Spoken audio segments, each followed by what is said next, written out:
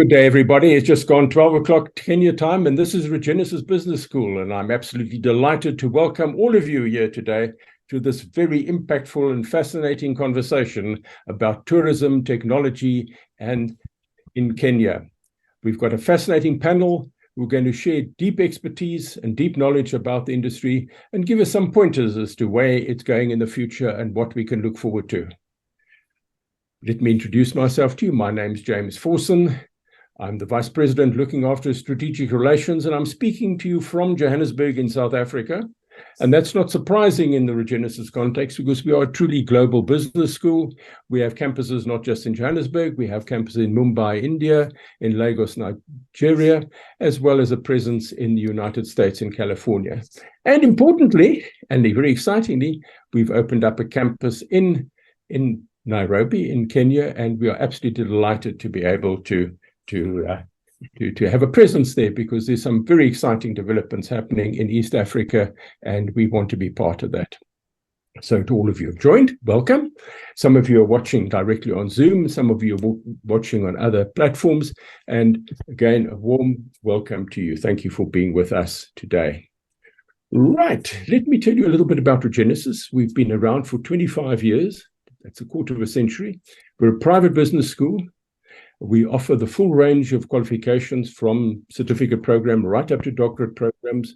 We offer this in business, we offer this in law, we offer this in finance. We recently got accreditation to run a degree in computer science, and we have a very, very powerful law school. It's really taken off tremendously. So we're in the business of education, and this is what we do. And we run these formal courses, and we do corporate education, all sorts of other interesting things. But we also feel we've got to share knowledge and information with the broader community. And so we put together these webinars, and they happen right across Regenesis, right around the world, where we bring in experts who generously and kindly donate their time, and they come and share their insights with us. And we have people signing in, watching on the various platforms, and listening to what they have to say about this. And our panelists don't charge us any money for this, and our audience doesn't charge. We don't charge them any money for this. We do this as a public service so that people can get to sit with experts in the area to understand what's happening, to be able to see the trends that are emerging in ways that they would not normally ever get to. And so we are deeply appreciative of our panelists who have offered up their very precious time to be with us today. It's a big ask to do this, and we appreciate the time you've done for this. I'm going to introduce them, or I'm going to ask them to introduce themselves briefly. But before I do that, let me once again extend a warm welcome to our audience out there, wherever in the world you are. Welcome to this. I know we've got a large following in Kenya right now, and we look forward to being with you not just today, but in the future, because you're part of the team now. So you haven't come here to listen to me go on about Regenesis. We're here to listen to our panelists, and I'm going to ask each one of them to introduce themselves by name, that you can hear who they are, you can see they are, they will have their cameras on, and they will be able to be visible to you. So let's go through our panelists over here. Right, let's see. Wandera, would you like to introduce yourself? Wandera Kweyu, would you like to just tell us about who you are, the company you work for? Just give us a feel for who the person is. Do go ahead. Alrighty, thank you very much, James. My name is Wandera Kweyu, but everybody that knows me calls me Wandi, so you can always call me Wandi. It's an easier one to work with. I work in the leading low-cost carrier currently in Africa known as Jambojet. We work within the region of East Africa mainly, and we normally work mainly in the Kenyan market with international flights to Goma. I work in their people and culture department, and I'm very pleased to be here today. Thank you very much. Wandera, we're also delighted to hear, and you were the first speaker into the room, and you did that exceptionally well. So thanks for opening the conversation with us. You've done that really nicely. Thank you so much for that. Right, let's move on now here. Bernard, would you like to go ahead? Bernard Atonga, and tell us a little bit about yourself. Thank you very much, Jim. I hope I'm audible now. My name is Bernard Atonga. I'm currently the head of people and culture at an organization called WWF Kenya, which stands for World Wide Fund for Nature. And what we do is we are within the supporting the conservation and also part of nature-based business solutions within the tourism and conservation. Thank you. Lovely, very nice. Oh, I love the pattern that started to emerge over here. Let's move on. Thank you for that, Bernard. Let's go on to Fiona Ngesa. Fiona, tell us a little bit about yourself. Thank you very much. Good afternoon. My name is Fiona Ngesa. I work with the Kenya Tourism Board, a body that is mandated to market Kenya locally and internationally. I'm responsible for market and business development across the globe and also in Kenya, working with experienced owners and destination managers to ensure we're able to deliver exceptional experiences to Kenya. Thank you very much. Exceptional experiences. I love that. I think that's what tourists want, isn't it? And I'm sure we're going to come through that many times. Lovely. Thank you for that, Fiona. Nicely put. Elizabeth, let me see, where's Elizabeth Chairgate? Elizabeth, let's see who you are and tell us a little bit about the things you're involved with. Thank you very much for the chance. My name is Elizabeth Chege. I work for hotels. We have 2 hotels which are called Tribe Hotels Group, different from each other and different from the categories that we offer and the services that we offer. I work there as the group HR manager, overseeing both hotels, training and development of the staff and all the other aspects that we do in HR. I'm delighted to be here today and thank you so much. Lovely. Thank you very much for that, Elizabeth. That's super. Right. Closing the door on the panelists over here today, we've got Nancy. We've got Nancy Atieno. Nancy, tell us about yourself, please. Thank you so much, James. So my name is Nancy Rispa Atieno. I work for Weston Hotel. Weston Hotel is located along Langata Road, opposite Wilson Airport, and we have 119 rooms with 16 meeting spaces, and our largest capacity can accommodate 800 packs. I'm currently the human resource manager, and what I do is I'm committed to colleague experience and helping the employees to grow on a personal and a professional level, and that's what I love doing. Thank you. Lovely. Thank you very much. That's all our panelists over there.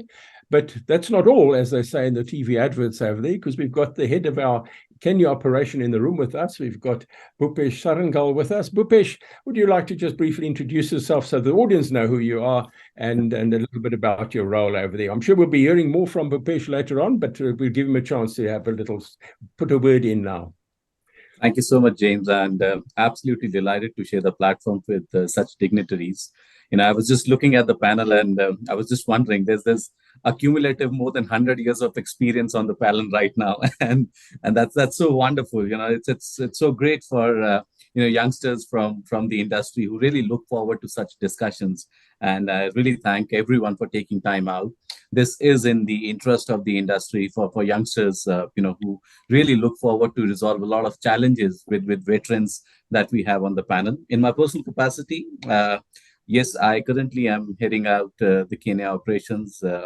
I am designated as CEO Emerging Markets with Regenesis Business School. I am an engineering graduate. I have my master's in sales and marketing. I am also a law graduate. And I've had the opportunity of working with some of the leading universities across the globe. And it's so wonderful to be here. Wonderful to be here. So I think we've got a little bit of noise in the background there. The support team is there. Bhupesh, nicely put, very nicely put over there. Thank you for that. And thank you to our panelists for introducing yourselves. For those of you who are watching, welcome. The audience, welcome. Thank you for being with us. You will see some other names on the screen over there. They aren't necessarily panelists. They are part of our technical team that are making sure that everything's operating smoothly. So just, we're not ignoring them, but they've got an important role to play, but they're not part of the panelist team over here. We've certainly got a powerful team of panelists over here. So let's get right into the conversation. Let me throw this topic out there and see how our panelists run with it, because they come from a variety of different sectors inside the tourism industry in Kenya. And I think we're going to get a rich kaleidoscope of insights going into this. So it's a very broad question, and let me put it out there. How is technology changing the tourism industry in Kenya? And I put your hand up when you want to talk over there, and be it as broad as you like over there, seeing what you're seeing coming down the track, what you see happening now, How is technology changing the tourism industry in Kenya? Who's going to kick us off on that deep topic?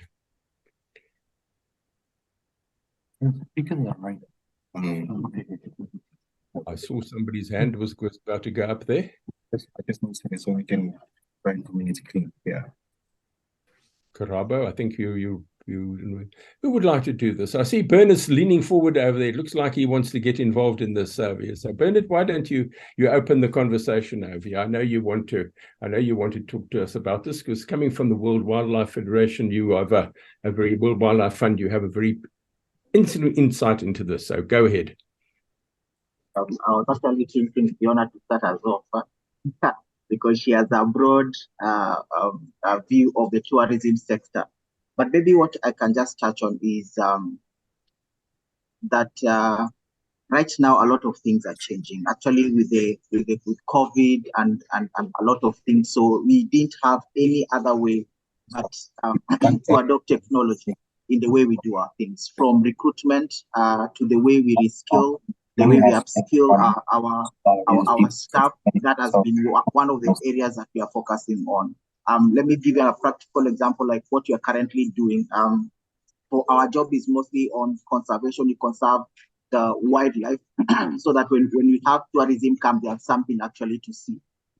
So we currently are looking at people with technical skills on managing some AI tools that are able to help us, for example, in poaching, are able to help us in how do we track human and wildlife conflict and things like that. So currently what we are looking at is the whole change, that there are spaces where human beings used to be that now will have technology taking control. And I keep on telling people that AI is not going to take people's job, but the people who are, someone who is more AI savvy is going to take your job.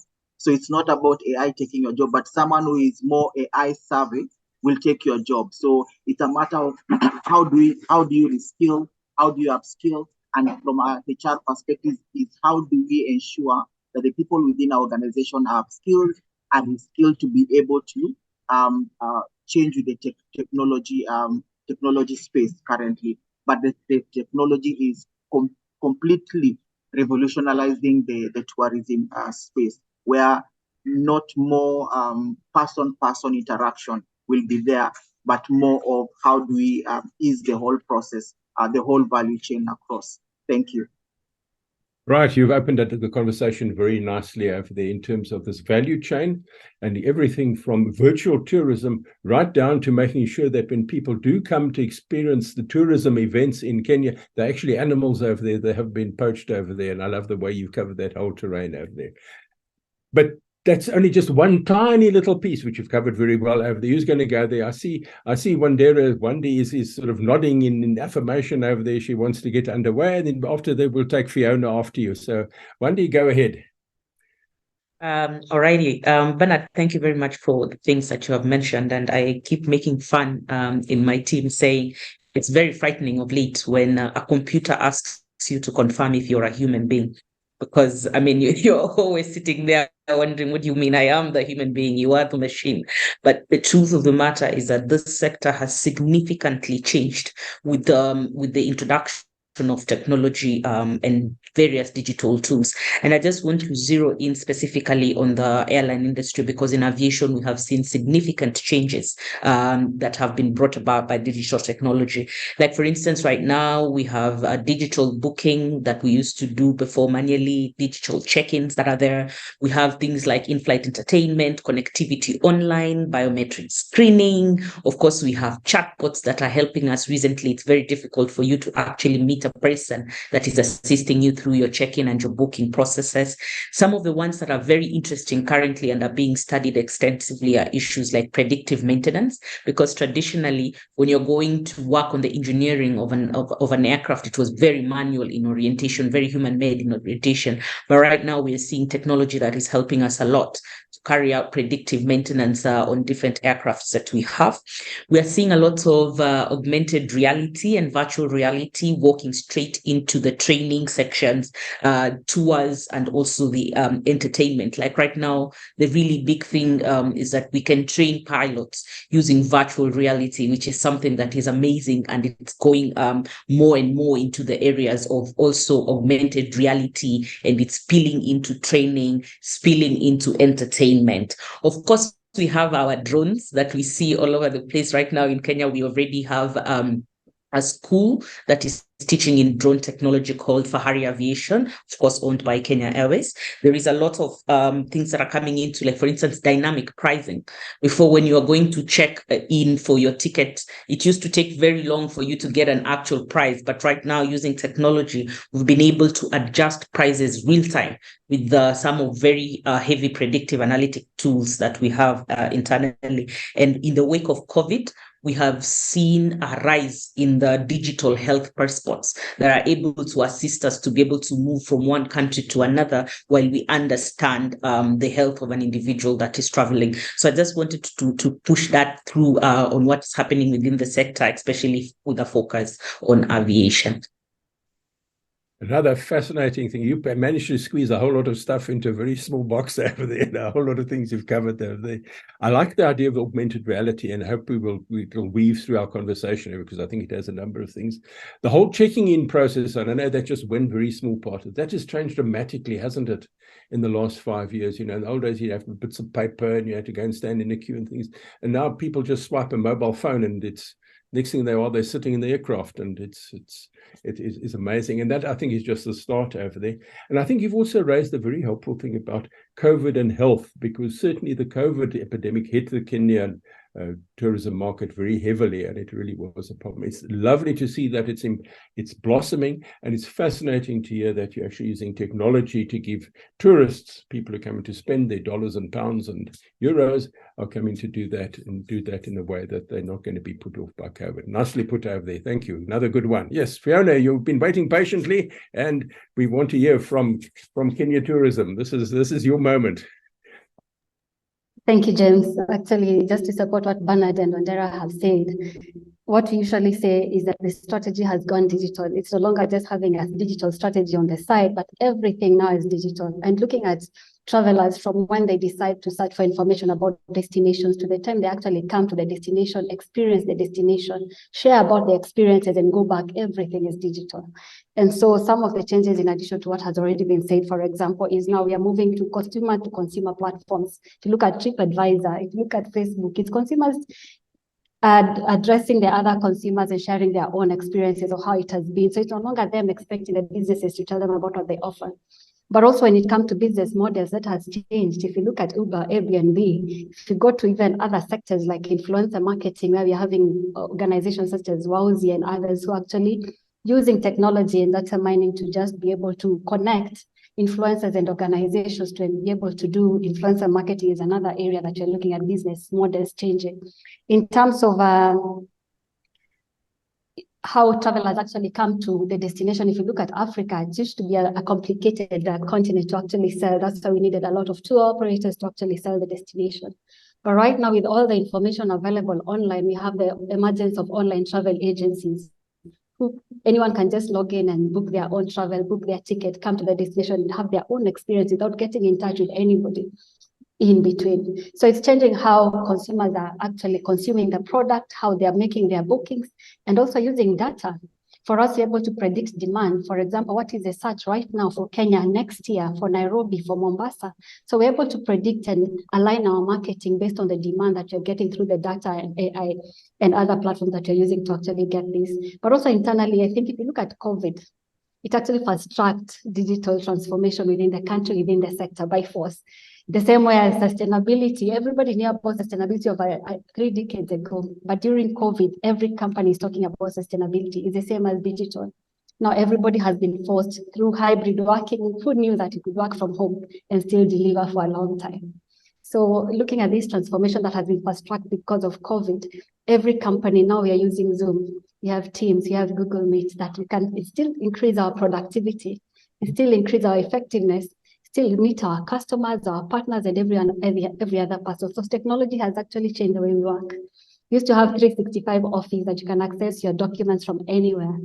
But right now, it's no longer an issue. It's a must. It happens every other day. Before, it was a must for you to be in the office 8 to 5, even though you had access to technology like 365 Office. But right now, it has been made clear that it's actually possible to be productive wherever you are and still meet your targets, meet your customers, communicate your message everywhere. And for us as Kenya, for example, the Kenya Tourism Board, if you look throughout COVID, technology proved to become very important because every day we're able to tell everyone, today in the destination, there's a safari going on. Today in the destination, someone is enjoying a hike on Mount Kenya. Today in the destination, someone is enjoying turtle watching at the Kenya coast. While someone is stuck in their countries, for example, in Europe and America, they could not travel anywhere during that time. So the use of technology has become even more important, has become a part of business. We are saying everything is now, the strategy is now digital. It's no longer having a strategy on the side that is called digital strategy.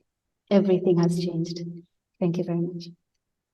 Yes, you've really pulled that all together in a very tight ball, pulling that all together.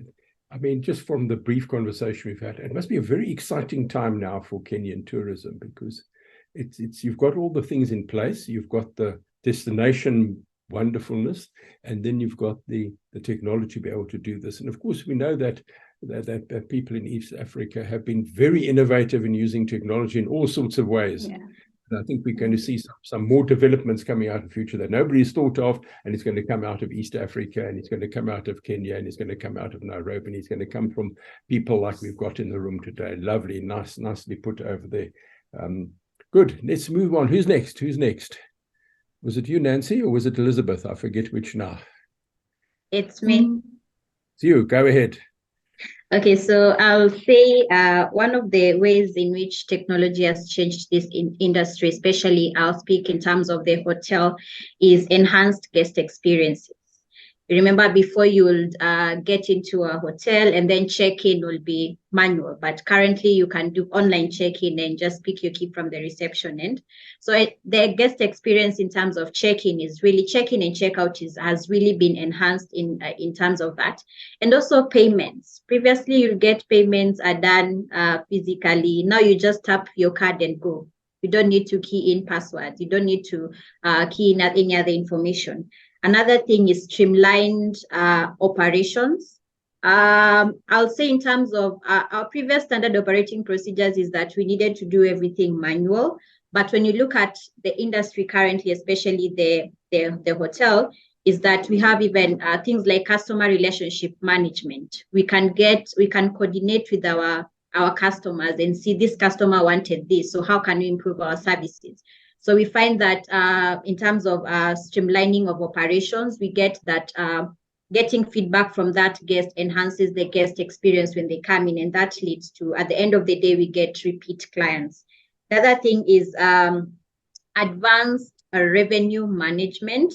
You find that previously we used to think, today we need to put our rates at this amount of money, but then right now you find revenues are directed using the technology. So we say today the technology will help you look at the market rate. What is the demand in the market? And that demand then influences how much you're going to put in and key in your, let's say, Booking.com or even TripAdvisor or Expedia. So that helps you get the demand in the market will help you to either raise your amount that you want to charge for your room or reduce it because probably the demand is not high. Another one is data-driven decision making. Fiona has talked about it, and I think that is how you're going to. That's how technology is going to take us in the near future. Because currently, let's say, for example, if I want to introduce a certain product, I look at my guest feedback, or I look at what did the guests love last time, what did they complain about, what did they like. So even our strategies are going to be our strategies and our decision making is going to be more data driven and not just us thinking as heads of the organization. It is going to be informed by what the clients are needing. And one thing that technology is teaching us is, especially like, let's say for the hospitality industry, is that customers are changing their tastes.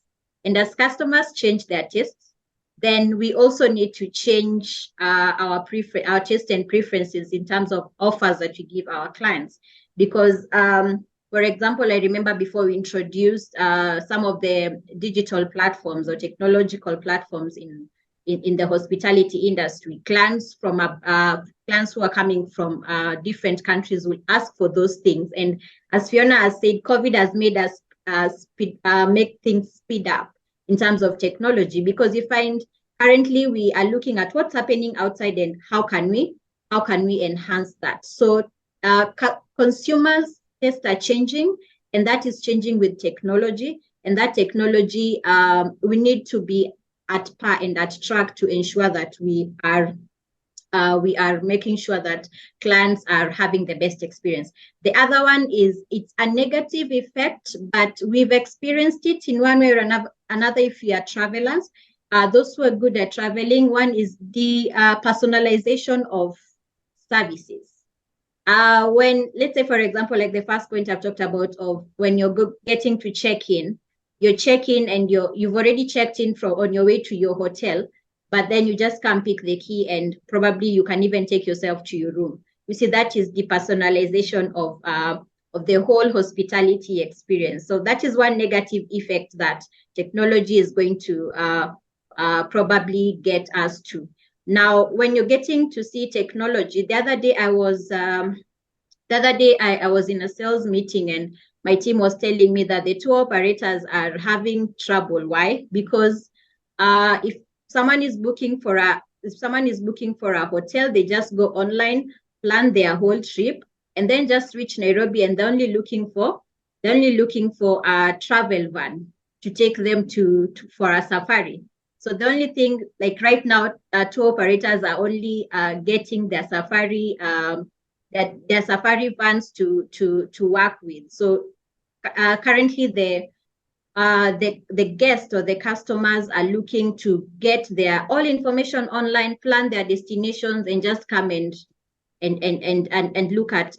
look for tours and travel to give them a tour van to take them around. Now you see that is also going to affect, at the end of the day, the tour operators' businesses. So those are some of the things that technology is making us. Those are some of the things that technology is affecting us positively and negatively. Thank you. Yeah, what I loved about what you're saying, then we're really getting a very broad perspective, we're going in very detailed in some of these things here, which I found fascinating in what you're saying, is that user experience. Because the traditional way you come to an hotel, you go up to the front desk, there's a whole lot of admin clerical stuff over there. And what technology is doing is changing all of that. It's putting the power with the customer, and it's changing the role of the front office person, isn't it? Into terms of more a guide, a concierge, a helper, a support person, rather than just an administrator who says, right, fill in over your credit card details, here's the key to your room, off you go. And that opens up a whole lot of career and other opportunities over there that I really hope we're going to explore in much more detail as we go down the road there. I see Bhupesh has got his hand up over there, and he's going to tell us what's on his mind. And then we'll get to Elizabeth, who is sitting very patiently there with those lovely pictures behind her, and we're going to hear from her. Bhupesh, go ahead, and then we'll go to Elizabeth. All right. Thank you so much, James. So, our guests talked about change. Fiona talked about how COVID fast-tracked digitalization, and clearly things have changed really fast in the last couple of years, especially for the hotel industry. But this change, has brought in some positive impacts, which is like the employee-guest ratios, which is one of the leading parameters for hospitality. But at the same point in time, when the employee-guest ratio changes and a lot of technology advancements leading to change in the roles and responsibilities also. So just the way QR codes.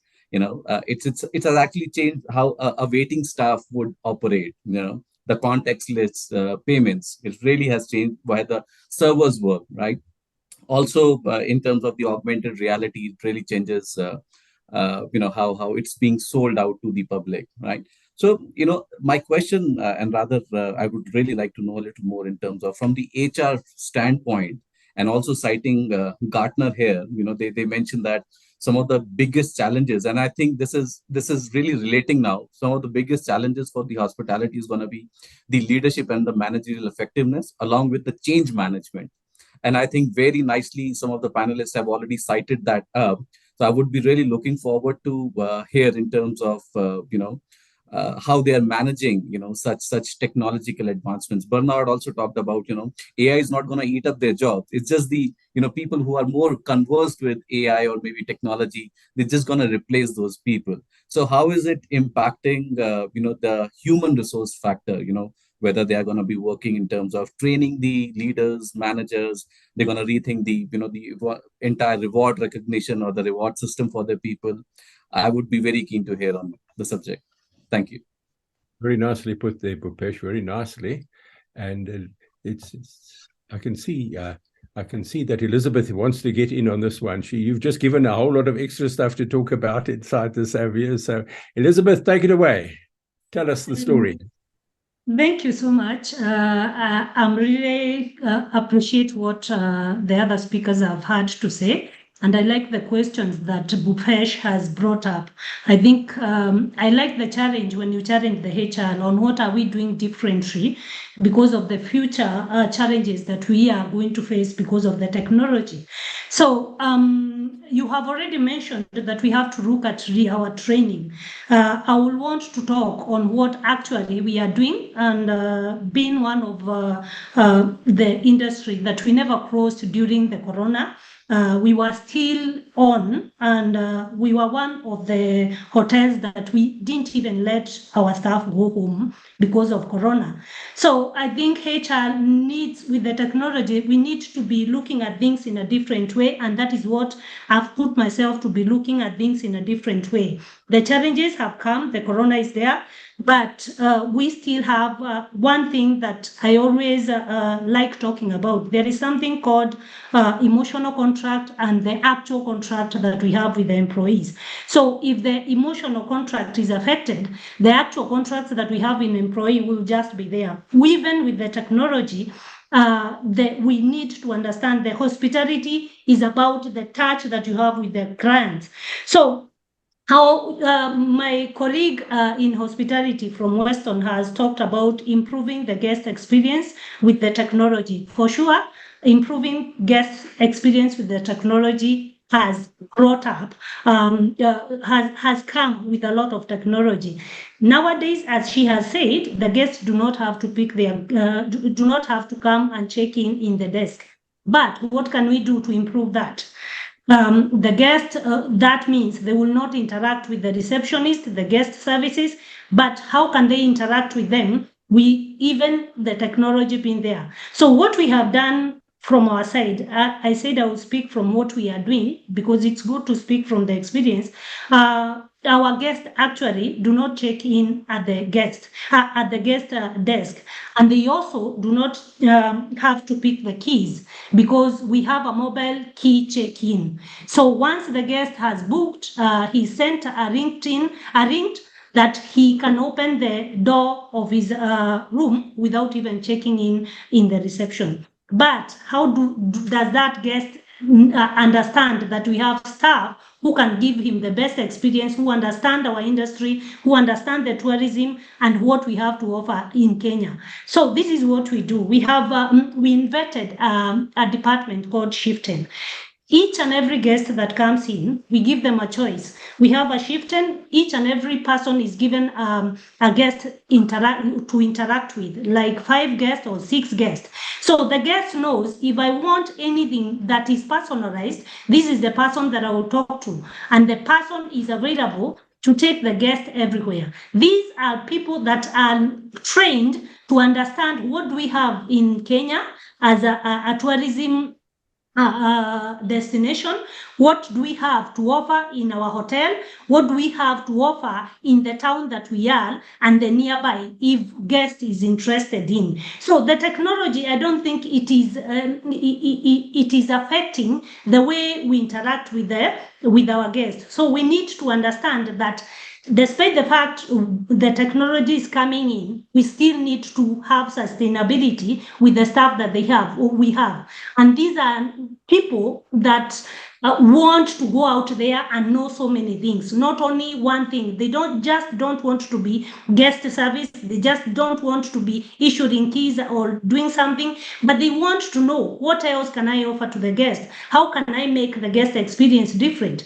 But this comes with what I have said, that we are okay. Despite the fact you come and check in without even coming to the reception, you are designated an employee who you can interact with. This comes with the training, as Bufesh has said. So we make sure that all our staff, from the recruitment, you understand the aspect of the hospitality, not only the hotel, but all what we are offering as a destination. The other thing is that technology has also helped us to connect with potential customers. This is because it is open now. We know we can be able to go online and look at what our customer looking for. What do we have to offer? So we can align ourselves with the target market, with their preference, with what we are able to offer. So that has also helped us.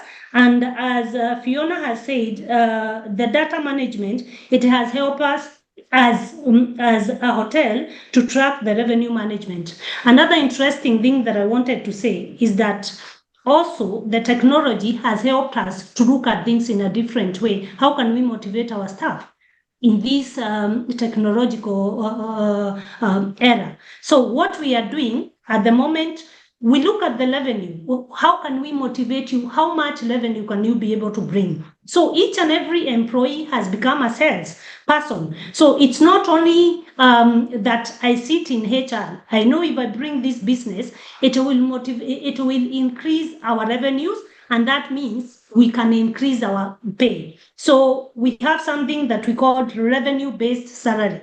So we don't pay you what you have signed for, but we pay you depending on the revenue that we have received, and which is based on the budget.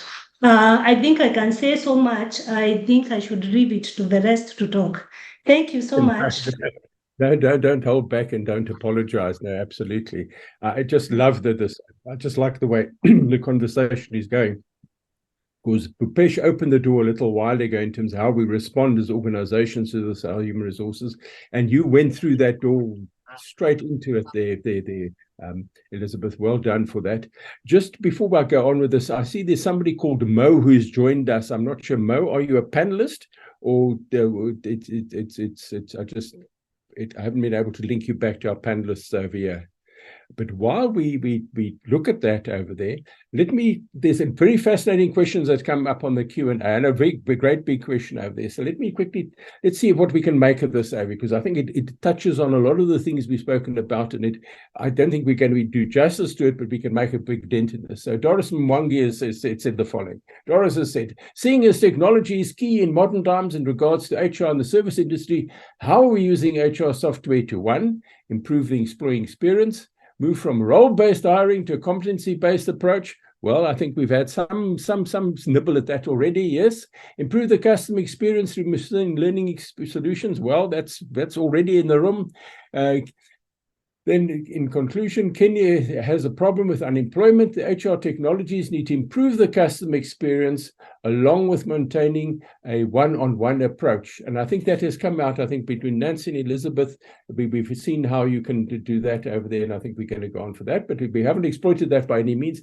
An integrated approach is key to managing the HR function. This is essentially a combination of the traditional approach, the soft approach, and a digital approach for internal as well as external customers. Well, that's something that's certainly sitting the cat amongst the pigeon there.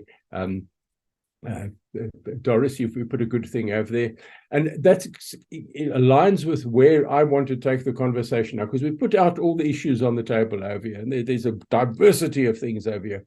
But now, how do HR departments respond to this in terms of training, recruitment, putting people in place, changing the psychological contract of employment, the contract of employment, et cetera, et cetera? We have all the things spoken in the room: learning, artificial intelligence, customer experience, et cetera. How do we respond to this? How do HR departments set themselves up for dealing with this, providing people who can do these things? That's a big mouthful over there, isn't it? Well, let's see where the hands go up now, where we are. And if you can link in with what Elizabeth was there and she went away again. Yeah.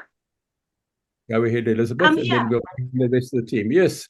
How would you like to respond? How should HR respond to this? And you started talking down that route. Is there anything you want to add to that? And then we'll open it up to the rest of the panelists. I think I will touch, you have given me direction on what to touch on. I think I will start with the recruitment and change the contracts that we have and the business that we want to sustain. So from where I am with the current technology, the recruitment, even the recruitment starts through the technology. The way we advertised, we used to advertise through the newspaper and all that. We no longer do that. It is very easy how we recruit. It has made it very easy for us to be able to recruit, because when you advertise, you do it through the online and the platform. You can be able to filter on what you are looking for and the requirements and all that. That has made it very, very easy. Then that is not only the part of recruitment, because you also want to recruit people who have a diverse mind, who are not only looking at, when somebody comes to you, he's not only looking at being a receptionist, being a cook, being something, being that person that he has gone to school to do. As my panelist has also talked about COVID changing things, we have realized that even as in COVID, as a chef, you still need to serve. As a chef, you are going out there. So it's not the time that you used to only recruit a chef who knows how to cook, but he doesn't have the customer relationship. So the chefs we are recruiting, the people that we are recruiting, they should have everything so that it can fit in the technology and the changes that we have experienced with COVID. So if you are recruiting somebody who is going to be behind the counter, he should understand sometimes he has to face the customer. How is he going to face the customer if in recruitment he didn't expect that? In recruitment, onboarding, you didn't train them on how to relate with the customer. So it is that is what, as HR, we need to look at, and we are changing and we are looking at it in a different way. When it comes to changing contracts, I will just talk about contracts, then I will read the rest to pick it up from there. So when I have talked about changing our contracts are not fixed. Like, you have been employed to earn a salary of this amount of money, but how can I motivate you? How can I keep you working here if all the organization in Kenya, they are paying the same salary? What makes me different for you to be able to feel that you want to stay in this company? So that is why we came up from our end. We came up with a way that we can amend our contracts. We are looking at it in a different way. So it's not only what you have, you are working for, but what else can you bring in so that it can boost your contract in earning. Apart from the company earning the revenue, what are you getting out of there? So that has changed a lot, and it has motivated most of our employees. And it is also bringing, there is a lot of retention because of that, because every time the business, and actually we have seen the peak in business.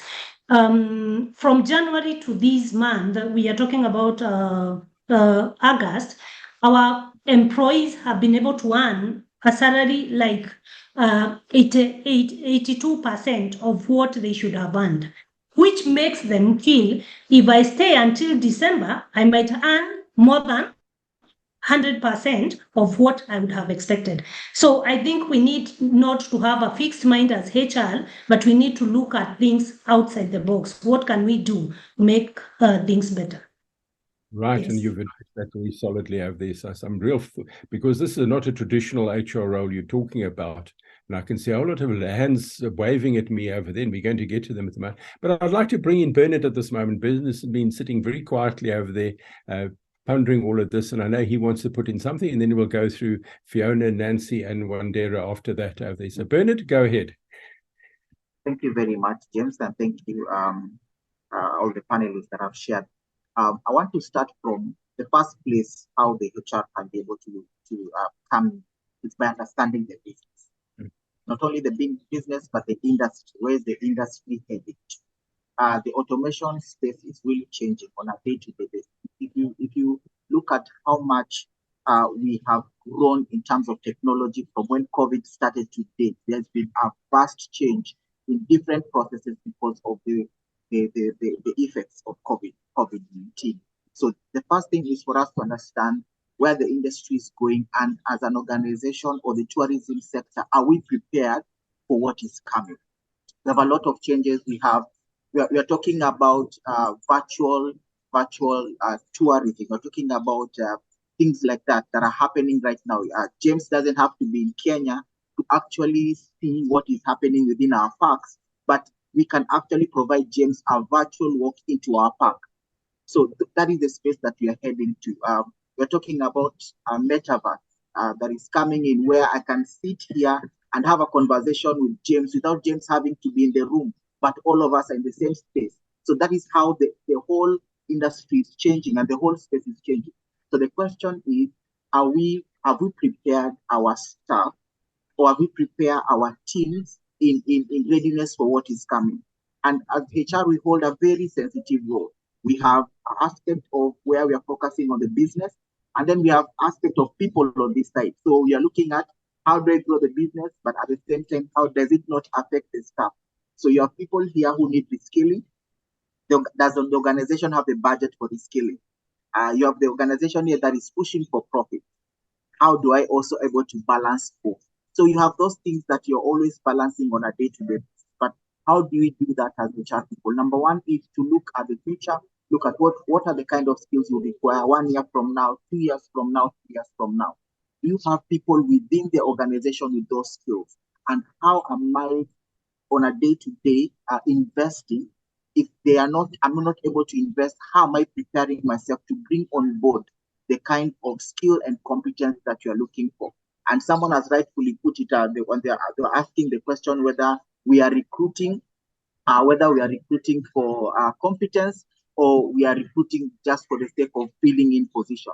But in what we are looking for in future is, are we recruiting the competence that the organization is needing for the future? And that is where we are. So number one is to motivate our teams to upskill themselves, and where possible, set a budget to upskill, set a budget to reskill, so that you are at the same time taking care of the human aspect of people, but also taking care of the business aspect of the organization. So that is what I can put it for now. Thank you. Good. No, that's well put over there, and I think it's a particular context. I see if there are participants out there in the audience who have questions to raise, please go to the Q&A box, raise your question over there. We'll throw this open to the panelists over here. But we're continuing over here, because I can see that I can see that Fiona is desperate to add to the conversation over here, and then after Fiona we'll go to Nancy and go to Wandera over there, because you're expanding on the role of the HR department, but you're probably going to take us in a different direction. So go ahead, Fiona, tell it to us. Thank you, James. Actually, just speaking from where Bernard has left, understanding and acknowledging the fact that where is the industry going? If you look right now around the world, we have a human resource crisis around the world, because majority of the staff actually let go during COVID. But right now, going through 3 years, people have been able to review and reflect, what do I really want? Where do I want to go? People pursuing their dreams. And right now, if you look, even the number of registrations of students in colleges for tourism courses is actually lower. So it's a crisis that we need to consider as HR and managers and industry professionals on how to address it. But now going back to the fact that if you look at right now, even across Africa, over 80% are young people. We have an amazing dividend in terms of young people that are actually within Africa that are ready to work. But then if you look at the customers on the other end who are coming to the airlines, the tour operators, the hotels, also young people, over 2/3 actually the millennials and Gen Zs. These are generations that are digital savvy. But then when it comes to our training for the hospitality industry, for example, it's focused on the old nature of how we actually train our colleagues, training our human capital to join the industry. So there's a gap there that we need to address. It goes back to when you're talking about how we recruit for the industry, it's about even reviewing the job descriptions. That is a crisis we're also facing right now, even as a destination marketing organization, getting people with the right skills, with the digital skills that we need to transform our marketing. So if JDs, the job descriptions remain generic, that you just need a bachelor degree, a master's degree, or a diploma, for example, and that is all, it becomes a challenge on how they translate the different roles that are emerging even in the workforce. So it's an area of keen interest in terms of how do we even translate our job descriptions to actually deliver on the skills that we need. But on the other side, for the employees, it's about defining the skills they bring to the table. Besides your qualification, these are the skills that I'm offering to the employer for me to be considered. So there are two aspects of the employer actually becoming more specific, but also the employees also getting very clear. These are the skills I'm bringing to the table. And also acknowledging that right now, we are not only single-faceted. I'm not just a marketer. I'm not just a mother. We bring all this to the workplace. And as a destination marketing specialist, I'm also a coach. I'm also a mentor. I'm also a personal growth ambassador. So how does all this come in to support the business to deliver on what it's supposed to deliver? So there's the aspect of looking at our JDs, that we recruit people and ensuring that it delivers on the skills that are required. So the other side is also upskilling for the employees. This is an area that you realize HR in most organizations get very little budget in some cases. So upskilling becomes an issue. But also there's the aspect of personal growth development, professional growth development on the side of the employee that we need to consider. How do I grow myself? When you talk about sustainability at organization level, it's very clear. But at individual level, to remain competitive as an employee is to continuously invest in myself as an employee, to continuously grow, to continuously gain the skills that I need. So there's the aspect of looking at recruitment, looking at promotion, sustaining in terms of upskilling continuously so that the staff are always competent and ready to deliver on the business. Then about using the data, we collect a lot of data from staff during the appraisal systems and all the systems that you have within the organization, but how do you use that data to actually incentivize the employees besides the money? Then the other part is about rethinking succession. The current generation are not looking like our older generations, remaining in the organization for 30 years, for 20 years, 30, 40 years until they retire. So how do we tweak the succession planning for the organization to ensure that even for the younger people who are here to gain a skill and to move, to gain a skill and to contribute and move to a different place, because their needs are different. They're looking for more mentorship, more coaching, more opportunities to grow. So how do we look at succession in that direction so that the younger people joining the workforce are actually encouraged, empowered, and actually ready to succeed, and they don't have to wait to have 40 years experience to actually move somewhere. Then the last part is actually, the last part that I wanted to talk about is about being a HR business partner in the organization. So that for me, I'm in a destination marketing organization. The technical department is marketing. So the HR is to support marketing in terms of everything that we do. So in terms of looking at the job descriptions, looking at the job, right now, for example, we are looking for digital marketing managers. But if you go with the generic description of a marketing manager, does not work. They require a different skill. They require a different kind of qualification. They require a different kind of expectation. So it has to change. It's not the same across board. So those are the challenges we're facing, even from a destination marketing organization perspective, but also it cuts across the entire industry. So that if we say the future is the younger generation, they're over 80%. Then the entire HR processes must align to that. Otherwise, we face a challenge of succession. Everybody is over 40. Then what happens? All of them will go home at the same time. Then what happens? So in terms of sustainability of the organization is to consider the young people coming in, because at the end of the day, we're also serving a younger customer clientele who are also coming through our various organizations. Thank you very much. Yes, you've opened up a very fluid understanding of the nature of work and how people participate and get involved in the workplace. And it takes a different way of looking at jobs and tasks Because often in the past, we looked at people, you have a certain task to do, and there's a list of 20 things you have to do. We're not talking about that task, they're very fluid. And this resonates with a person who was very influential in the South African hospitality industry. And his attitude to recruitment was, I select for attitude, but I train for skills. It doesn't matter if you don't know anything about the hospitality industry or tourism or anything like that. If you've got the right attitude, I can train you how to run front of house or run food and beverage or how to run marketing and things like that. But you haven't got the right attitude, you don't fit in.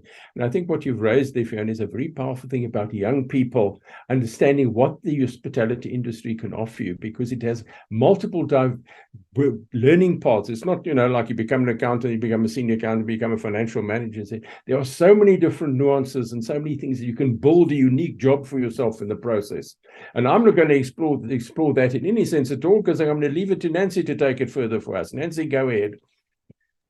Thank you so much, James. So I know Fiona has taken us through majority of the things I was going to talk about, but I would say that HR is moving from the traditional HR to a strategy HR. So currently we are not personnel managers, we are strategic thinkers. So we need to, like the way Fiona has said, we need to be business partners.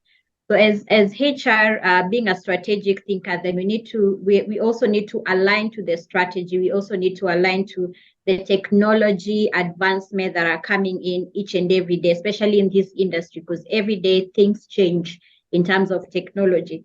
So then being a business partner, we have to stay informed about what's happening in the industry. Let's say, for example, today something changes in technology. Are we going to adapt that? And how is that going to then affect the employees at the end of the day? So when you're staying informed every other time, you need to be, as HR, what we're looking at is you're the first person to look at that technology that is upcoming and how is that going to affect the employees at the end of the day? And when it affects the employees, how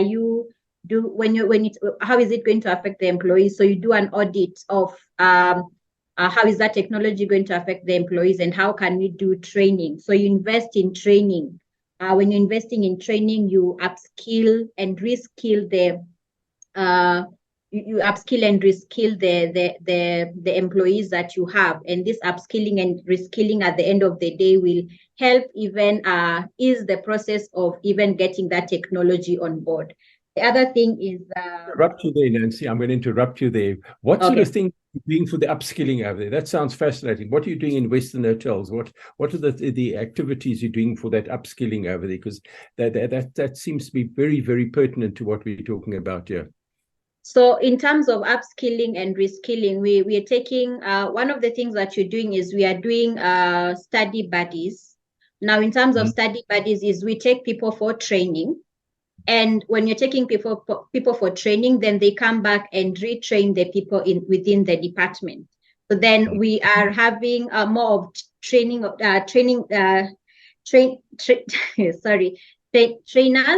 within the department who are not just heads of department, but within the department, they're going out for training. When they come back to the department, then they retrain the different employees. So we look at different aspects of what is happening in the industry and how can we help improve that.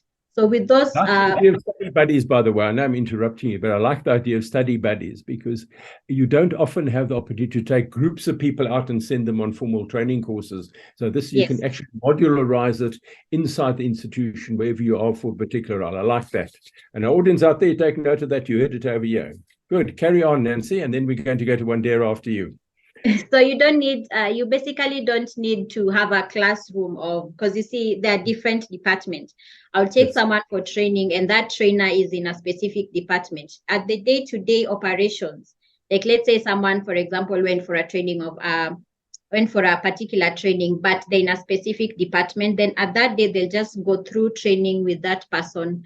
It can even take 20 or 15 minutes, but then it is training. And that really helps improve the service levels at the end of the day.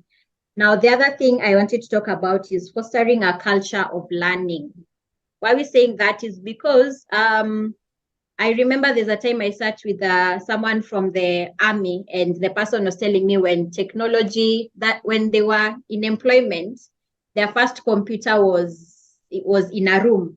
So they'll get into a room and the whole room is a computer.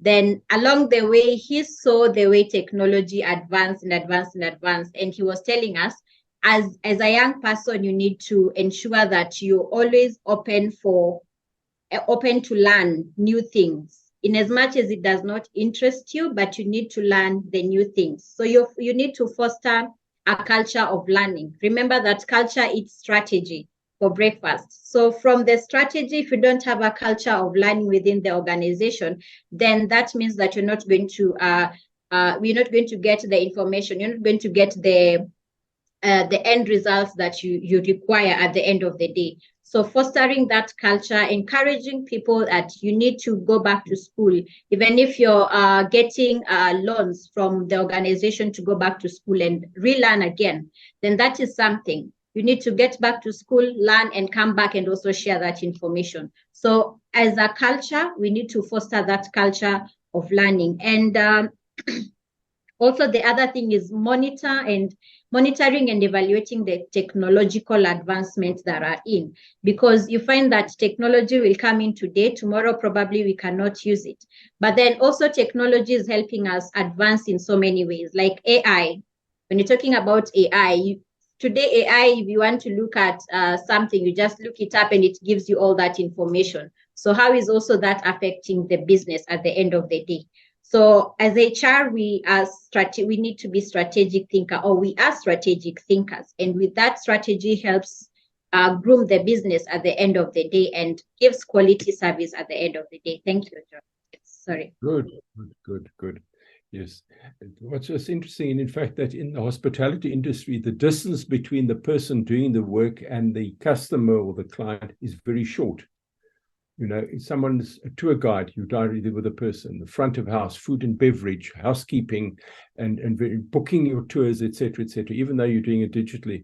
Whereas if I go and buy a tin of baked beans in a supermarket, I've got no interaction with the person, the farmer who grew the beans, the person who processed it over there. There's a very close, short line between the person doing the service and the customer over there. And that points to a very special attitude. And this is where this whole upskilling comes in. And I love what you were saying there, Nancy, about education and going back to school, because that's what we're about as Regenesis. And we think that's an important part of growing through there. Before we go to Wandera, I just wanted to read Ezekiel's comment over here, and we can see how we can respond to Ezekiel as we go in the things over here. Ezekiel's raised a very useful question over between new recruitment and upskilling. So getting new people into the organization or taking your people inside the organization, take them up. Which one is cost effective? And considering you talked about giving young graduates an opportunity to get into the job market, the question goes to Fiona. So Fiona, think about that one while Wandera is talking about this, and then we'll get back to you and then go on to Bhupesh and Elizabeth after that. Wandera, you want to share your inputs? I'm a very passionate person about the community of practice of people and culture, not just in our country, but globally. What you notice significantly is that people within the community of practice need to start having business conversations. You shouldn't be the person that goes into a conversation to take notes and do the administrative tasks that are there, because you are the person that is in charge of the most prized resource of that organization, and it is the people. When you are unable to have business conversations, then conversations on how the utilization of people and the culture of the business miss out from the strategic table. And I always say, when you're going to a strategic table, go with something.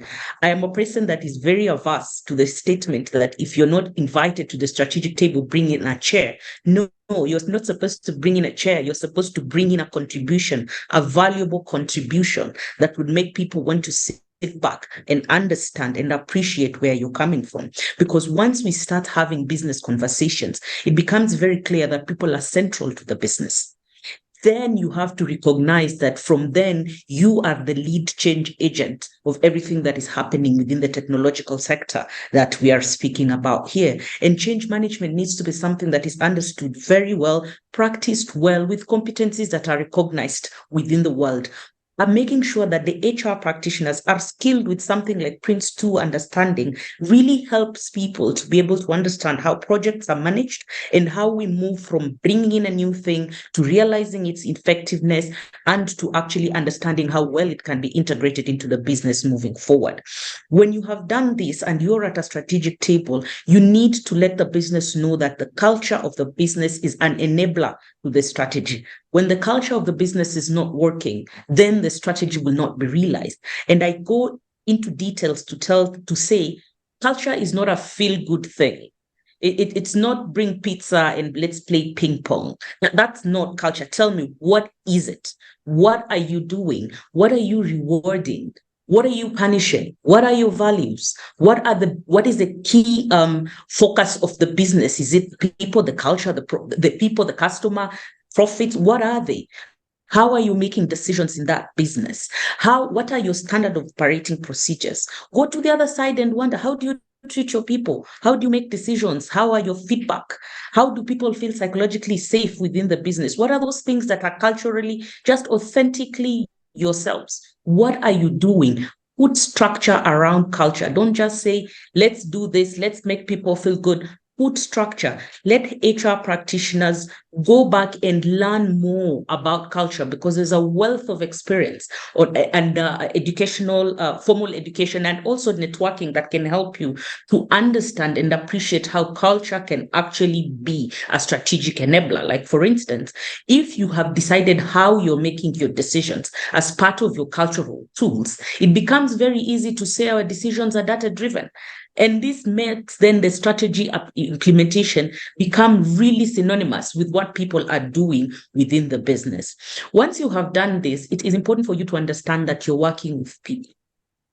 It is a person. You cannot ask Wendy to leave her things at home and come to work. It doesn't work like that. Wendy comes to work and all the sundries that come with her. You have to deal with people. Do not process people. Deal with people. Understand how they get well.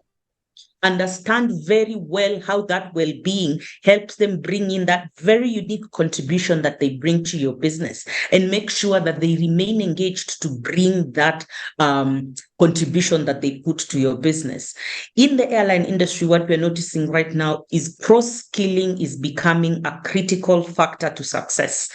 When you are able to make sure that a person can move from one traditional responsibility into another one seamlessly, encourage it. Like, for instance, engineers are highly being encouraged to become pilots. And this becomes really simple because they understand the mechanics of an aircraft. Then they become a better pilot because they understand the safety and everything else that works with the aircraft, that then makes them easier to work with moving forward. Customer service agents moving straight into cabin crew. This cross-skilling becomes a critical success factor to how HR can be able to represent and work with these changes in the technology. I also urge every HR practitioner to sit back and redesign their jobs. Let's not just focus on writing job descriptions. I'm normally very averse to having this list and that list and that list. I keep sitting back and wondering, what does the business want to achieve? Because that's the biggest question. We all have to start there. What does your business want to achieve?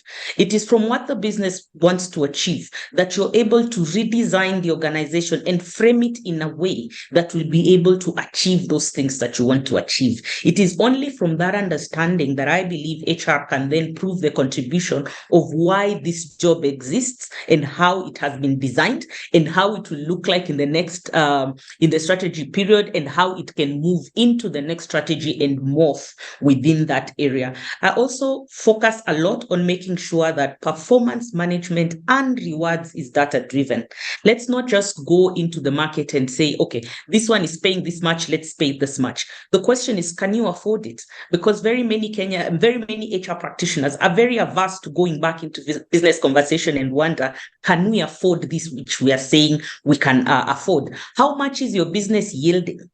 If your business is yielding less than that which you're hiring, then there is something amiss there within your performance and the people that you have brought in.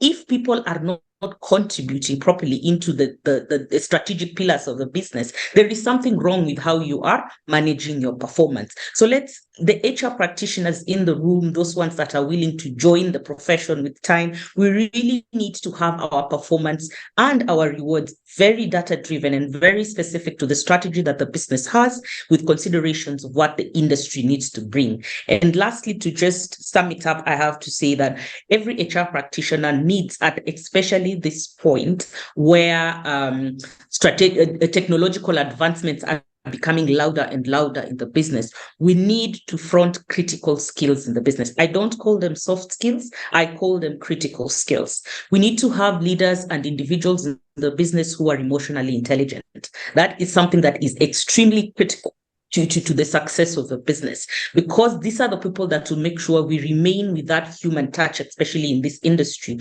where the human touch is very important. Skills like the practice of gratitude is very, very important, especially in the intergenerational management that we are having within the different organizations. The Gen Zs, the millennials, gratitude, the practice of gratitude is something that is really big. Let's coach our leaders. Let them understand and listen better. Let them be able to draw out that which is good in that particular performer that will be able to influence the strategy as it's moving forward. That would be my contribution. Well, there's lots of contribution there, and you've given me a wonderful soundbite to take. I'm going to use it in my next leadership course I deliver. What you've left with me is, when you go to a meeting, don't come to take notes, come to have a business conversation. I love it. I love it. I think that's a powerful thing I'm going to take away with the. I like the way you brought intersectionality into it, that you're not just the person who pitches up the work, you have other roles in the workplace, outside the workplace, as a mother, as a wife, as a partner, as a parent, as a child, etc., etc. And these are we have to recognize and acknowledge that in the process over there. And about the emotional intelligence, that's a key part of what we talk about at Regenesis, is being able to relate to and engage with people rather than just give instructions to people and ask them questions. Why haven't you done things? Nicely put over there. Before we go on to other people who got their hands up over there, I quickly want to just cycle back through Fiona to deal with Ezekiel's question. Ezekiel put this question about, and if you could deal with this very quickly, Fiona, about the difference between what's the stance with new recruitment and upskilling, if you could put to that, and then we'll go to Babesh and Elizabeth, who are patiently waiting for this. So if you can quickly take us through that, Fiona, help us get to Ezekiel to get to the right place. Thank you, James. If you could kindly clarify on what you need between these questions recruitment and upskilling. Between the recruitment and upskilling, which one is cost effective? And considering that you talked about giving young graduates an opportunity to get in the job market, and this question goes to Fiona. So there you are. You are famous now. You have got a question going to you. The balance between upskilling people, your existing employees, as opposed to pulling in from outside, etc. And if you could just address that quickly. I think it's a balance, because it's always cheaper for retaining existing staff instead of recruiting, but there's always a point where you need new people for vacant positions. So it's a good balance between the two. In some cases, in some organizations, like for us who are in government, there are positions that must go outside for competitive recruitment. And then those that you can actually promote from within the organization. But then across board, everybody within the organization must be upskilled. Every time there's anything required, new demands from the customers, new technologies, new direction in terms of strategy, they'll need to be upskilling and proper onboarding of the staff to be able to fully support the business. So it's a balance depending on the situation of the organization. Thank you. Yeah, nicely put there. Thank you for that. And I'm sure Ezekiel is insight on that.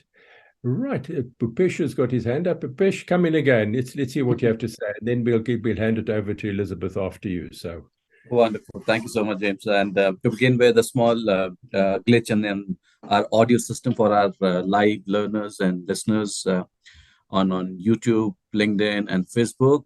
And apologies for that, but it's fine. It's working now. Going ahead, I was just smirking, feeling happy about how this beautifully getting knitted together.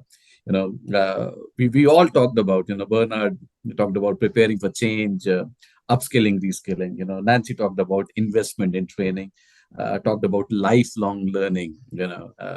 Fiona talked about, personal growth, development. Wanderer talked about, don't process people. I just love that. Don't process people, deal with them. because it is by far one of the most I would say important resource in the entire ecosystem of our business.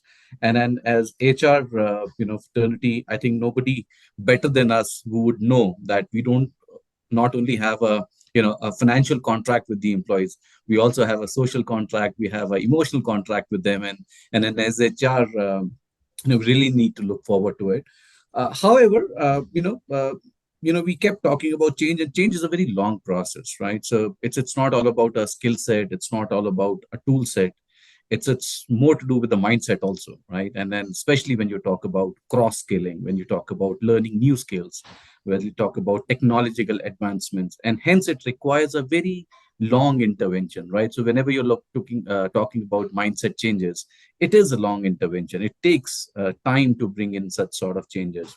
While HRs for decades have been advocating that, yes, that's how it needs to be done, and clearly investing in people, investing back in succession planning, etc., etc.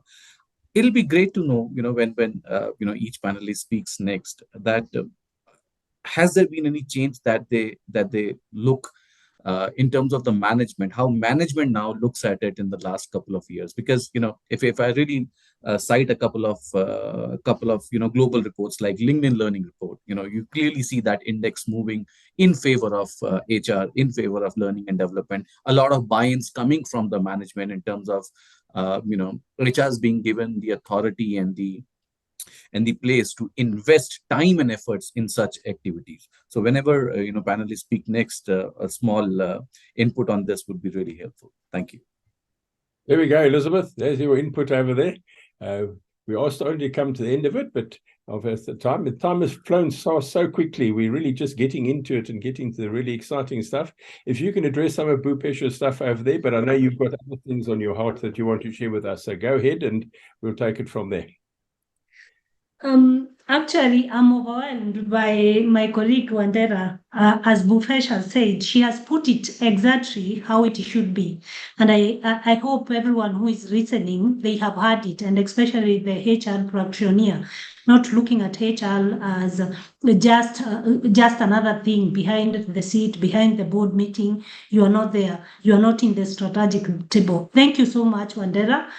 I really appreciate what you have said. And actually, that is most of what I wanted to say. As I started, I talked about emotional contract, and she has talked about it. HR should be so much careful to understand what kind of contract they have with their employees, not the contract as Bhupesh put it financially, but emotional. To me, emotional contract matters a lot, because when the employees have emotional contract with the organization, they are also keen to understand the strategy of the organization, the future of the organization. Where is the organization heading to? What do they need to do to make themselves better, to align themselves with the organization strategy? But what I wanted to answer so much is about, I just want to align to improving our training in terms of technology. How are we doing it? This one-on-one with the technology, especially COVID, it has taught us it is sometimes not possible to have the training in one-on-one, and especially in our busy schedules in HR, in hospitality, what can we do? So I just wanted to throw it out there to all HR. There are so many trainings that are happening internationally, and they are real time, because they show us what is happening on the ground, on the rooms, practically on what is happening. So such programs are very keen, and they are very keen in technology. I don't have to take people in class, but what we have done, you enroll people. There is a training called TIPSY. It is an international platform of training which teaches all the trainings in hospitality for those people who are working and for those people who do not have time to take people in class.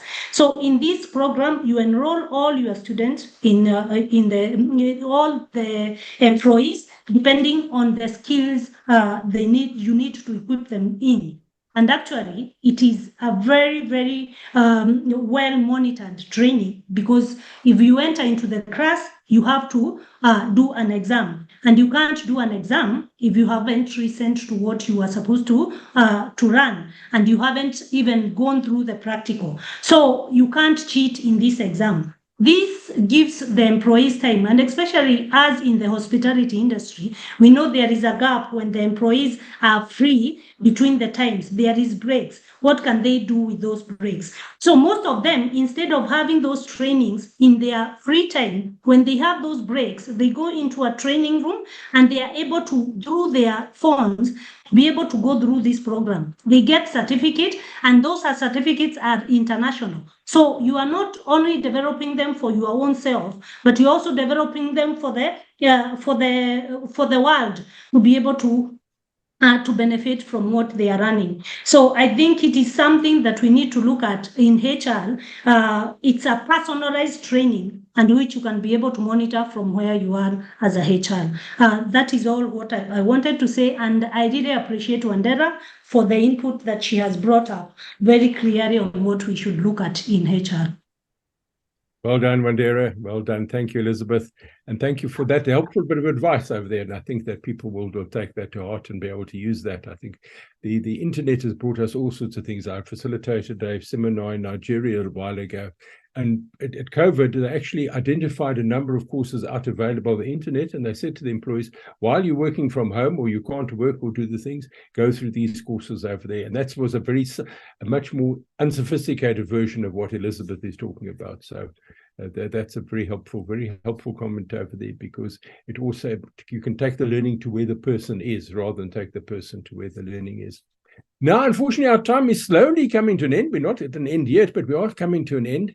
And we've got many young people sitting out there listening, looking at this, saying this is all very interesting. Some of them might even be our students are looking at this, and they're considering a career in the hospitality industry, in the tourism industry, and they want to get some advice. And we've got experts in the room. We've got lots of experience out this. Let's go around the room, a rapid fire, quick things. What is your advice to a youngster who's considering a career in hospitality? What can you say to them that will help them on the way?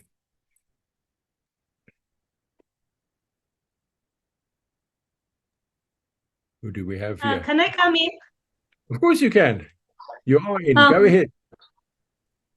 Okay. I think you said something very important about the attitude, not the skills that they are bringing in. For us in hospitality industry is the service that you give, the attitude, the way you serve that service to the person. It is all seen in the attitude that you are giving. Whenever I talk to the student, especially in the student fair, I always tell them attitude is what will sustain you in hospitality industry. If you have the right attitude, you can do anything and you can go anywhere and you can be anyone. So the attitude is all what they require. Nice one. Super good. That's a nice thing. Let's go on. Fiona, next. What was your advice? Your 5 seconds worth of advice to a youngster considering tourism as a career. Number one is to have your own vision. While you go into any other organizations to be employed, please have your own vision. Have your own values that will guide you in your choices. Number 3 is to bet on you. Number 4 is mentorship. Mentorship will always help you go further than what you expect. Invest in yourself. That is big. Invest in yourself all the time. And lastly, just give your best. Everywhere you go, that is your last CV. Give your best wherever you are. Thank you. Lovely advice, and very pertinent to the hospitality and tourism industry. Like that was right. Moving on, nice ones over there. Bernard, what would you say to young people considering a career? James, so I think the first thing I'll say is mentorship is key. Number 2, every closed opportunity is a door for a new thing. So the normal or the traditional jobs in the tourism sector might be closing, but there are new opportunities opening up. So it's up to them to find out what are these new things in the tourism industry that they can be able to invest in and build capacity in. So I believe every closed opportunity opens a new door. So mentorship and look at those new things in the system that they can be able to invest in.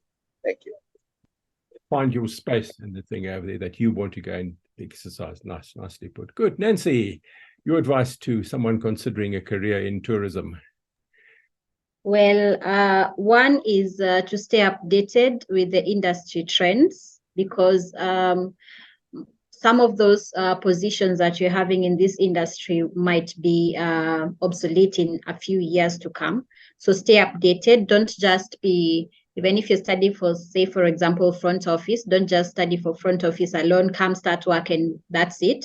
So you can stay updated with the industry trends. The other is develop digital literacy. Why am I saying this? It's because the way the world is going is we are all going digital. So majority of the things will be done digitally, and you need to be tech savvy to ensure that we are up to date within the industry, and then gain practical experience. When I know some, I'm not sure about Regenesis, but in, let's say, for example, Kenya, you usually have a semester or a holiday of 3 months before you go for your next semester. Why not, instead of staying home and doing nothing, get experience? If you get this experience, at the end of the day, you'll have enough experience. When you're getting into the industry, it will be easier for you. And then the other one is emphasis on data analytics. Why am I saying this? Is this industry in the future is going to be, or even starting from now, is even as HR, when you're doing our reports are data driven. And we need data analytics people, even, for example, in this industry. So embrace that, go to school, learn even online, like the way Elizabeth has said, look for data analytics courses, get to learn all that, and then it will be easier for you.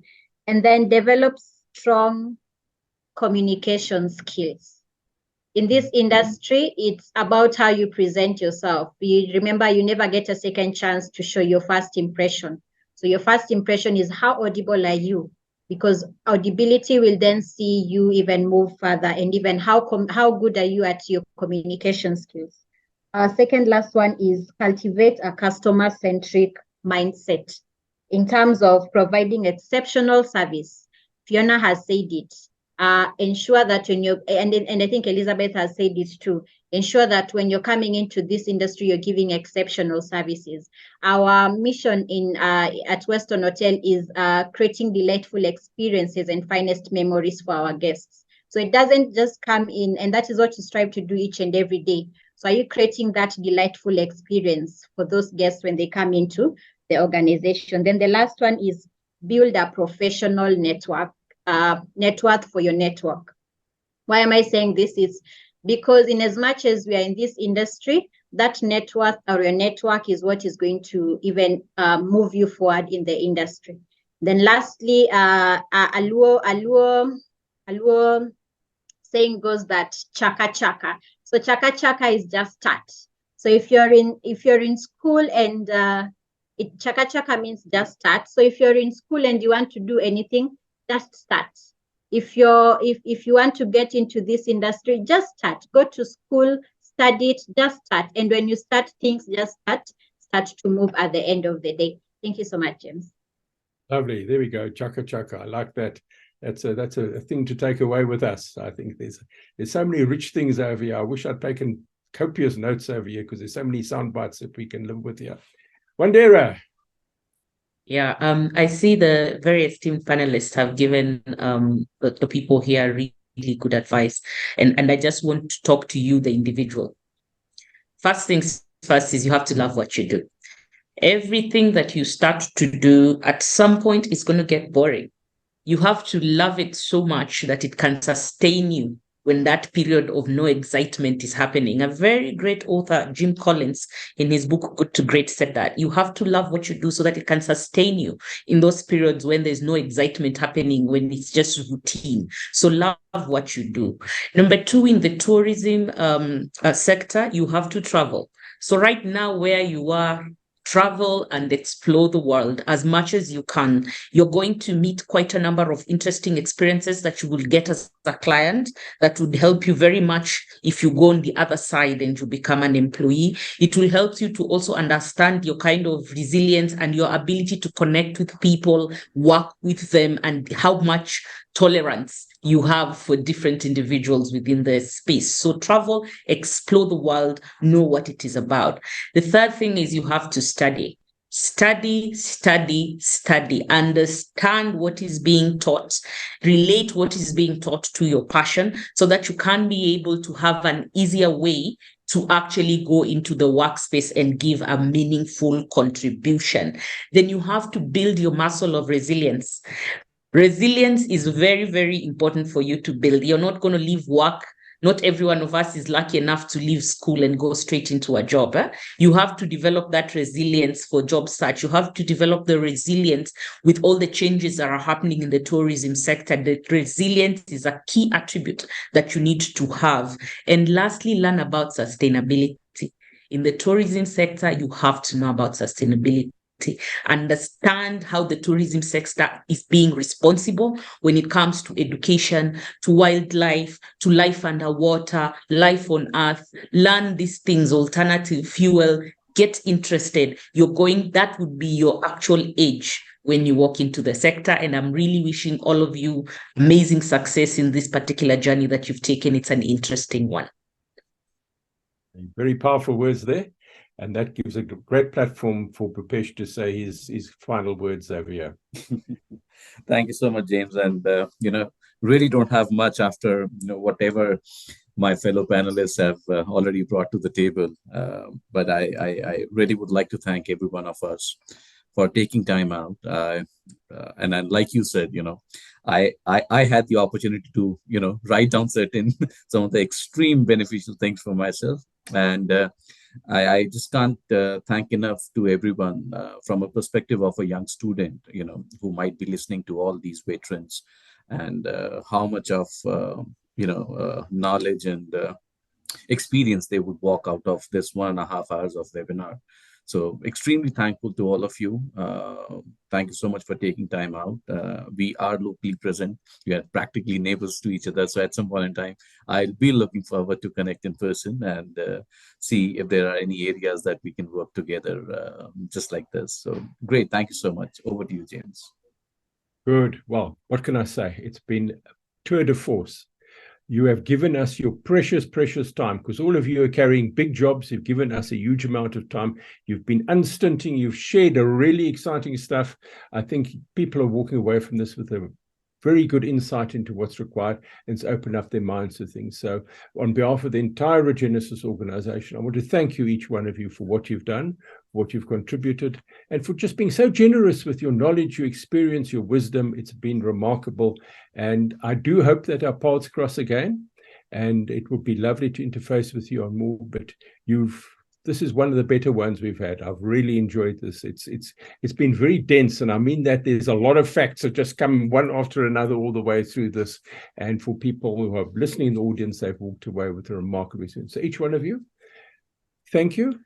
Have a lovely day for what's left of it. It's going to be a long day still, as your days are long. But thank you for being part of the Regenesis family, and we look forward to being with you again. To our audience out there, thank you for being with us. We haven't been able to respond to all your questions, but we've certainly put a lot of very, very fascinating, up-to-the-minute content on the table. And watch the space, because there will be other webinars with other magnificent people sharing their views on business, on industry, on technology. So to all of you, look after yourselves, be safe, and may our paths cross soon. Bye-bye.